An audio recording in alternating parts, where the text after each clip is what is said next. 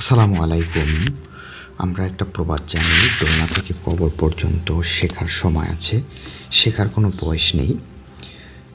জানতে চাই এবং জানাতে চাই, তার এই ধারাবাহিকতায় সুন্দরবনের অজানা তথ্য নিয়ে আজকের এই পর্ব।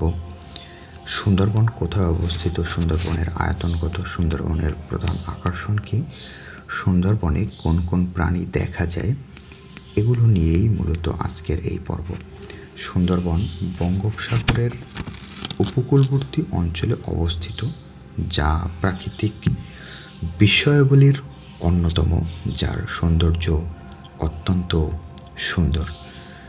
সুন্দরবন মূলত তিনটি নদী নিয়ে গঠিত: পদ্মা, মেঘনা, ব্রহ্মপুত্র। এবং সুন্দরবন খুলনা, সাতক্ষীরা, বাগেরহাট, ভারতের উত্তর ও দক্ষিণ 24 পরগনা এই অঞ্চলগুলি নিয়ে গঠিত।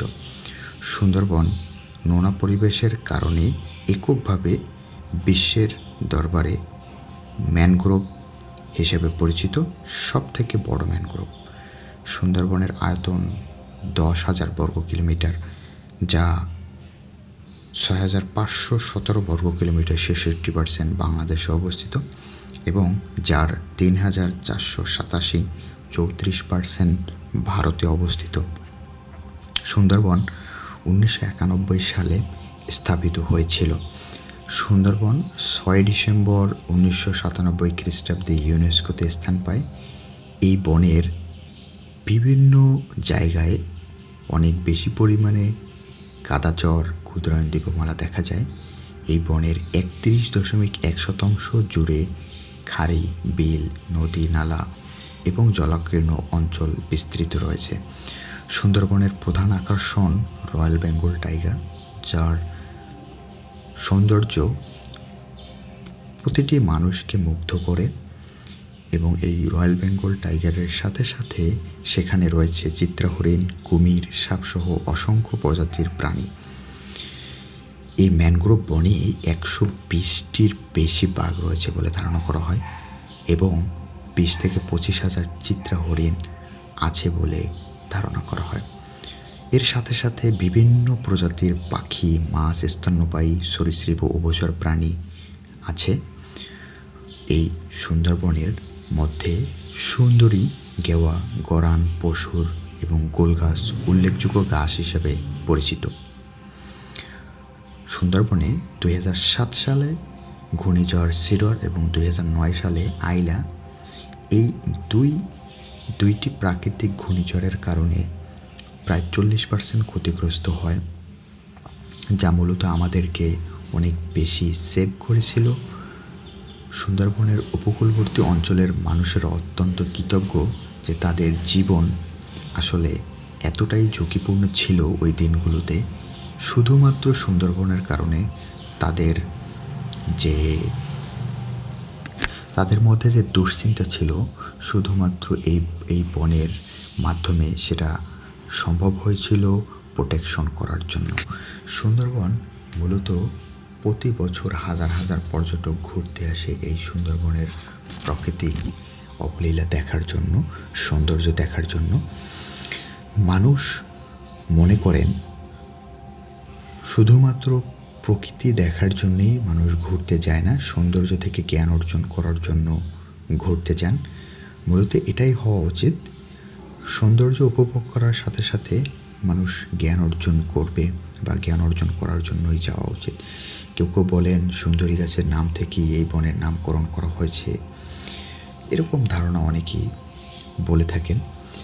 মুঘল আমলে এক রাজা পুরো সুন্দরবনের ইজারা নিয়েছিলেন। এর পরবর্তীতে আস্তে আস্তে সেটা সুন্দরবনের রূপ নিয়েছিল। সুন্দরবনে যাওয়ার জন্য মোংলা বন্দর থেকে যাওয়া একটি ভালো মাধ্যম বলে আমি মনে করি। এবং করমজল ট্যুরিস্ট অ্যাট্রাকশন রয়েছে, সেখানে বিভিন্ন প্রাণীর ব্রিডিং সেন্টার রয়েছে, বিশেষ করে কুমির এবং হরিণ। অসংখ্য পরিমাণে বানর সেখানে দেখা যায়, এবং বানর মানুষকে মাঝে মধ্যে আক্রমণ করে, মানুষের খাবার নিয়ে দৌড় মারে। এই যে ঘটনাগুলি অত্যন্ত আনন্দদায়ক, এবং সাথে যে সমুদ্র রয়েছে লোনাপানির, সেখানে হাজার হাজার পরিবার বসবাস করে এই নদীর পাশে, এবং তারা মাছ ধরে থাকে। তাদেরকে জেলে পল্লী বলা হয়ে থাকে। তাদের জীবনযাপন অত্যন্ত নিরীহ। তারা খুব নাজুকভাবে বসবাস করে। তাদের ঘরবাড়ি অত্যন্ত নাজুক। তারা ঝুঁকির মধ্যে থাকেন। কিন্তু তারপরেও তারা আমাদের বাংলাদেশের এই জেলে পরিবার অত্যন্ত গুরুত্বপূর্ণ ভূমিকা পালন করে যাচ্ছে। তাদের এই অক্লান্ত পরিশ্রমের ফলে আমরা যে মাছ পাই তাতে আমরা উপকৃত হই এবং আমরা দেখি যে তাদের এই গুরুত্বপূর্ণ ভূমিকা পালন করার মাধ্যমে সরকার তাদের দিকে লক্ষ্য করা উচিত, কারণ তাদের জীবন অত্যন্ত ঝুঁকিপূর্ণ। মংলা বন্দর মূলত বাংলাদেশের দ্বিতীয় বৃহত্তর বন্দর, যেখান থেকে পৃথিবীর বিভিন্ন প্রান্ত থেকে আসা পণ্য খালাস হয়। আমার দেখা মতে মংলা বন্দর অত্যন্ত ব্যস্ততম একটি বন্দর এবং এই বন্দর থেকে প্রতি দিন হাজার হাজার পর্যটক সুন্দরবনের উদ্দেশ্যে দেখার জন্য যায় এবং সেখানে সিকিউরিটিও অনেক ভালো এবং আমি মনে করি যে সুন্দরবনের সকল ধরনের প্রোটেকশন, সকল ধরনের সৌন্দর্য রক্ষার জন্য আমাদের সাধারণ মানুষের পাশাপাশি সরকারকে অনেক বড় দায়িত্ব পালন করতে হবে এবং এই সুন্দরবন বাংলাদেশে অবস্থিত বলেই আমরা বাংলাদেশিরা গর্বিত। বাংলাদেশের যে ন্যাচারাল ডিজাস্টার, বাংলাদেশের যে প্রতি বছর যে পরিমাণে ঘূর্ণিঝড়, সাইক্লোন সিডর হয়ে থাকে, এর কাছ থেকে আমরা যে রক্ষা পাই তার জন্য আমরা কৃতজ্ঞ এবং সবসময় আমরা কাজ করে যাব যাতে আমাদের এই প্রাকৃতিক সৌন্দর্যকে রক্ষা করতে পারি। বায়োডাইভার্সিটি না থাকলে, আমাদের সুন্দরবন না থাকলে আমাদের অত্যন্ত ভয়াবহ ঝুঁকিতে পড়ে যেতে হবে আমি ধারণা করি। আজকে এ পর্যন্তই। আসসালামু আলাইকুম।